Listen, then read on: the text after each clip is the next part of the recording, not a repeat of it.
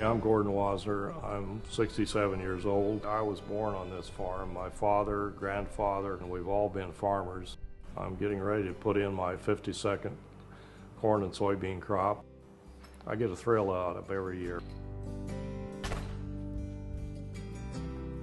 My father lived through a very exciting time, but I really think that I'm probably going to live through a much more exciting time because we're starting to see this rapid change.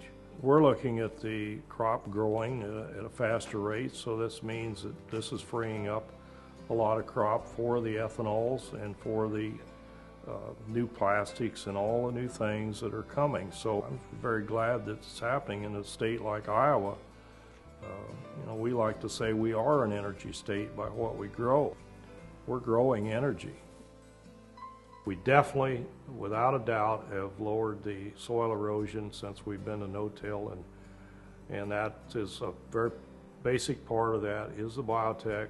We like to say since that we went to no-till, we lose less soil from erosion in 10 years than we used to lose years ago in 1 year. So there isn't any doubt in my mind that we've definitely improved our soil health and our land is improving.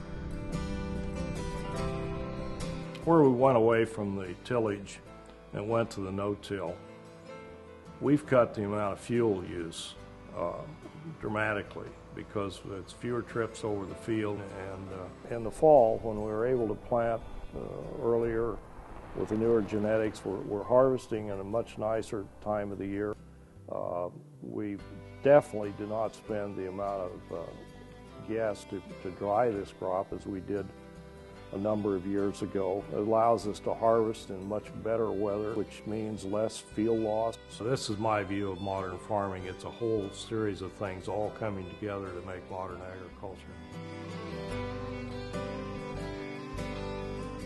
You almost always get the questions of, well, that you're a pawn of the major companies, that you're forced into planting these crops. Well, the first thing that I and most farmers will say, no, it's an economic decision. If it doesn't put money in my pocket, I don't do it, because there are plenty of choices out there. You don't have to do it.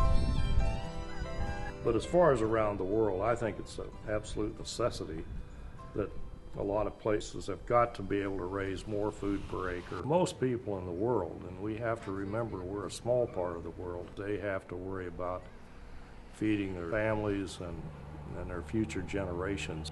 I just don't think the old conventional way of farming is going to do it. We're going to have to continue to use biotech.